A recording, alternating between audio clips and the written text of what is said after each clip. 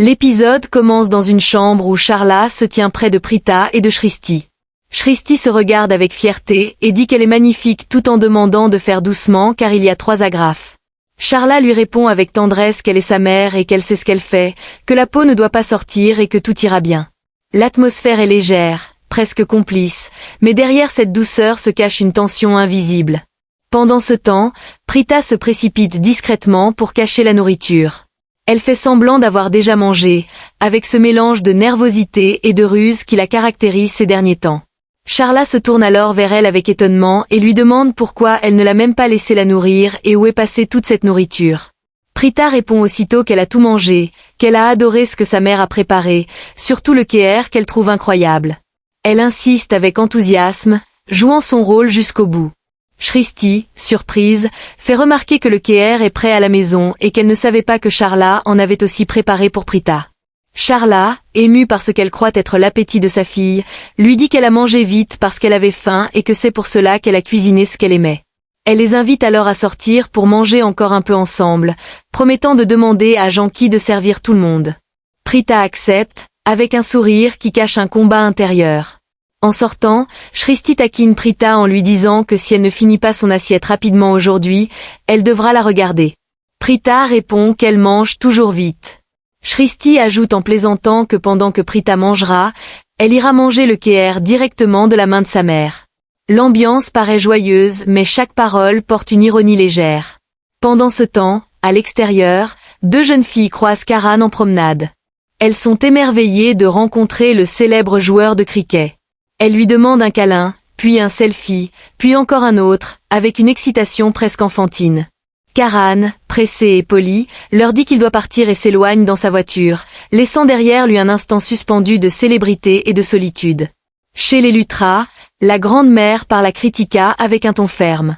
Elle lui dit d'arrêter ses histoires et qu'elle ne racontera pas en détail ce qui se passait entre son grand-père et elle.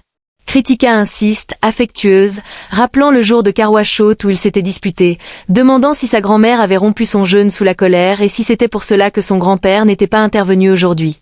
La grande-mère, avec un sourire amusé, lui dit qu'elle n'allait pas écouter de telles choses maléfiques, qu'elle a terminé son jeûne et que sa colère lui a coûté cher car dès qu'elle a rompu le jeûne, son grand-père lui a offert un très beau cadeau qui l'a fait sourire. Elle ajoute avec malice que sans cadeau, elle n'aurait pas souri. Maïra intervient alors en se demandant ce qui se passerait si le grand-père n'était pas d'accord, s'il ne rompait pas le jeûne de ses propres mains ni ne venait voir la lune avec elle. La grand-mère répond calmement qu'elle romprait son jeûne après avoir vu sa photo, comme dans les films, même si elle pensait que cela n'arrivait qu'au cinéma. Maïra lui dit alors de ne pas trop réfléchir. Maïra essaie ensuite de boire un verre, mais s'arrête immédiatement. Charline, qui observe, se demande intérieurement si Maïra a jeûné et pour qui, troublée par cette idée. La grande-mère demande alors clairement si Maïra a jeûné pour Karan et propose de leur montrer le cadeau que son grand-père lui avait offert pour son premier Karwashot, qu'elle a conservé précieusement, les invitant à venir voir où se trouve Karan. De l'autre côté, Charla, tenant l'assiette de Prita, dit à Janki que Prita a mangé et lui demande de servir à manger car tout le monde a faim. Elle presse Shristi de servir vite et de venir s'asseoir. Shristi regarde la scène avec étonnement et se demande ce qui se passe réellement, sentant qu'il y a quelque chose d'étrange, tout en étant trop occupée à attendre sa nouvelle robe pour y réfléchir davantage. La grande-mère affirme alors qu'elle est persuadée que Prita jeûnait et que Charla l'a forcée à rompre son jeûne, la menaçant de sa colère. Charla se défend en disant qu'elle ne l'a pas forcée, que Prita a pris l'assiette et a mangé rapidement en aimant le kéher, et qu'on peut demander à Shristi qui a tout vu. Prita arrive alors et dit qu'il n'y a pas besoin de demander, qu'elle dira elle-même que c'est délicieux, surtout le kéher fait par maman, qu'elle a tellement mangé qu'elle a le ventre plein. Charla lui propose encore du kéher, mais Prita refuse en disant qu'elle est encore pleine. La grand-mère insiste, persuadée qu'on l'a forcée, mais Prita répond qu'on ne l'a pas forcée et que tout était vraiment délicieux, même les aliments salés, qu'elle a tellement mangé qu'elle en a des rots. Charla lui demande alors de boire un peu d'eau et demande à Shristi d'en ajouter.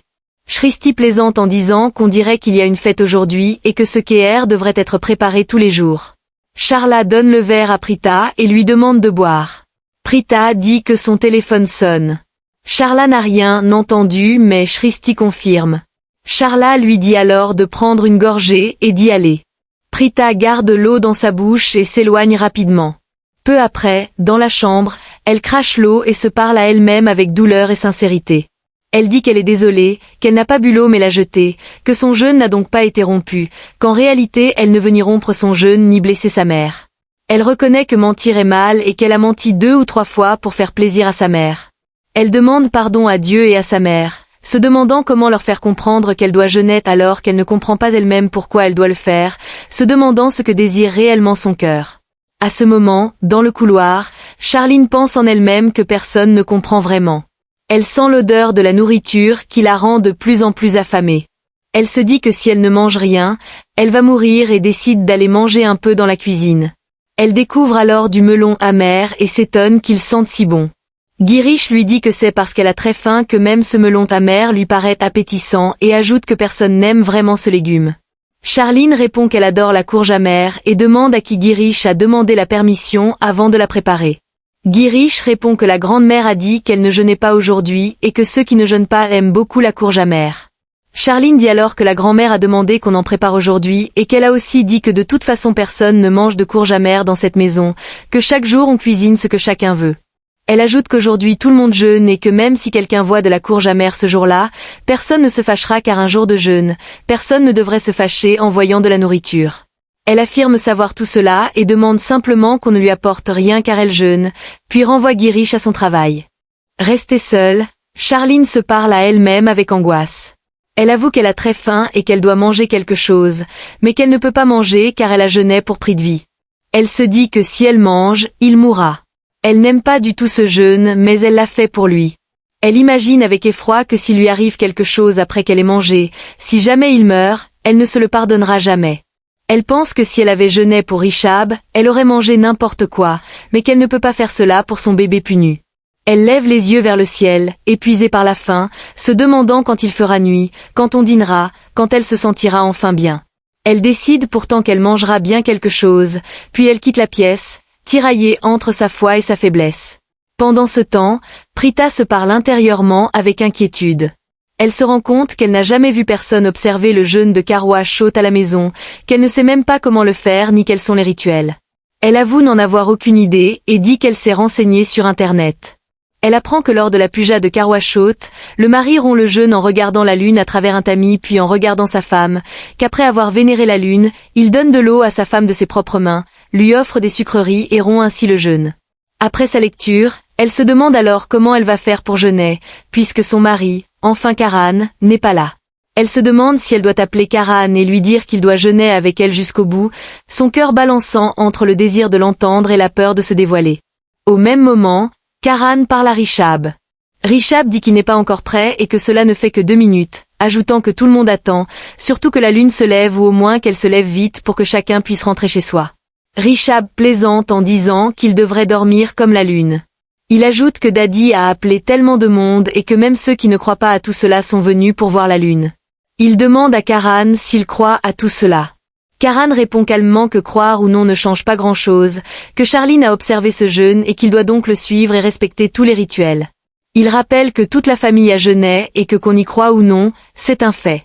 Il ajoute que malgré les disputes entre les femmes et leurs maris, elles continuent de jeûner pour eux, et que parfois ce jeûne efface toutes les rancunes, les griefs, les disputes, que tout redevient harmonieux et que tout va bien. Il dit alors à Rishab de faire ce qui lui passe par la tête. Karan raconte ensuite une chose intéressante de ce matin. Il dit avoir reçu un appel de Monsieur Roy qui voulait discuter de quelque chose à propos de l'événement. Il lui a demandé ce qui se passait et lui a dit qu'il jouait à un volume bas aujourd'hui. Monsieur Roy lui a répondu qu'il s'était disputé avec sa femme tôt le matin mais que malgré cela, elle avait jeûné pour lui. Karan se demande alors ce qu'on peut dire à quelqu'un comme cela, puis cherche son téléphone. Intérieurement, Karan se demande soudain si Prita aurait elle aussi jeûné pour lui. Il se demande pourquoi Prita aurait commencé à jeûner la nuit, s'il devrait l'appeler pour lui demander si elle a jeûné ou non, puis il se convainc qu'elle a jeûné. Au même moment, Prita se dit qu'elle n'appellera pas Karan car elle ne veut pas le rendre heureux en l'appelant et en lui disant qu'elle a des sentiments pour lui. Elle se demande si cela est insensible. Elle décide qu'elle ne le blâmera pas et ne lui dira rien, mais qu'elle maintiendra ce jeûne et ne le terminera que par l'intermédiaire de Karan. Elle se promet de ne pas lui dire qu'elle a jeûné, mais pour cela, elle devra faire quelque chose qu'elle ne devrait pas faire mais qu'elle devra pourtant faire, aller à la maison pour voir Karan. Après avoir appuyé sur le bouton, tout lui semble bien se passer, comme si tout était parfait. De l'autre côté, Rishab dit à Karan qu'il est prêt. Karan lui répond qu'il arrive et le remercie en l'appelant son frère. Plus tard, Charla dit à la famille qu'elle n'en doute pas et qu'elle est sûre que Prita n'a pas jeûné, qu'elle lui a donné à boire et à manger, que sa Prita n'a pas jeûné. Elle se tourne vers Janki en lui demandant pourquoi elle l'interrompt autant et la menace de se disputer si elle ouvre encore la bouche. Prita intervient alors en disant de laisser tomber, demandant à tante Janki de quoi elle parle, ajoutant qu'elle est en retard et qu'elle va y aller, puis elle leur dit au revoir. Shristi se demande intérieurement s'il y a un entretien à cette heure-ci et si Prita est vraiment partie pour un entretien, sentant confusément que quelque chose ne colle pas. Quelques minutes plus tard, au Karwashot, Karina appelle Karan et Samir pour qu'ils viennent. Charline se dit qu'il se passe quelque chose là-bas, qu'ils deviennent une famille ensemble et qu'elle n'est jamais sur cette photo, puis elle décide d'y aller en se disant que sa belle-sœur lui a confié la responsabilité de ce Karwashot. Karina dit qu'elle a parlé tout à l'heure à Babi pour lui demander si ces 3 vauriens l'aidaient, ajoutant qu'ils ne l'aidaient pas pour le moment mais qu'elle leur demande personnellement de l'aider car elle veut que ce Karwashot soit le meilleur. Karan lui répond qu'ils sont là. Karina les remercie avec chaleur. Pendant ce temps, à l'entrée, Prita se parle à elle-même. Elle se dit que si elle ne veut pas partir, alors qu'elle observe le jeûne de Karwashot pour elle-même. Elle pense que ce jeûne prolonge la vie du mari mais qu'il dissipe aussi tous les soucis, que les relations s'approfondissent, que les liens du cœur se resserrent et que tous les malentendus se dissipent. Elle se dit que s'il n'y a ne serait-ce qu'un soupçon de vérité dans tout cela, alors elle doit terminer ce jeûne et qu'elle doit rentrer. Mais elle se demande ce qu'elle répondra quand Karan lui demandera pourquoi elle est venue et se demande ce qu'il fera s'il la voit avant qu'elle puisse dire quoi que ce soit. Elle cherche alors comment faire pour que le jeûne se termine sans qu'il ne s'en aperçoive. À l'intérieur, Mahira dit à Rishab qu'elle ne regardait pas Karan, ou alors seulement comme une fan. Rishab lui répond que si elle est fan, il n'y a pas de souci et qu'elle peut aller le lui dire, que ses fans vont adorer et que cela ne le dérange pas du tout. Puis il se dit qu'il a eu l'autographe de Karan, qu'il sait peut-être qu'elle l'aime bien, qu'elle est fan. Il ajoute que la femme de Rishab le cherche. Charline se demande alors où est son mari Prithvi et dit à Rishab qu'elle le cherchait justement. Rishab lui répond qu'il était là en train de parler. Mahira remarque qu'aujourd'hui toutes les femmes cherchent leur mari et que c'est leur jour. Mahira prend alors la photo de Karan avec son téléphone en se disant qu'elle aurait rompu son jeûne en regardant sa photo. Samir lui demande pourquoi elle prend la photo de son frère et lui dit que cela ne se passe pas comme ça, qu'eux aussi sont là. Charline se demande intérieurement pourquoi Mahira a pris la photo de Karan et pourquoi une fille ferait cela, sentant qu'il y a autre chose derrière. Rishab dit alors à Karan qu'il est son fan, un fan inconditionnel, qu'il a des fans non seulement à l'extérieur mais aussi à la maison. Il s'excuse en disant que c'est juste lui qui a révélé le secret, mais qu'il en est heureux. Pendant ce temps, dans la chambre de Prita, Shristi découvre un shunari rouge et se dit que le shunari rouge est pour Karwashot, qu'elle a vu en ligne que tout le monde porte un shunari rouge pendant le jeûne de Karwashot.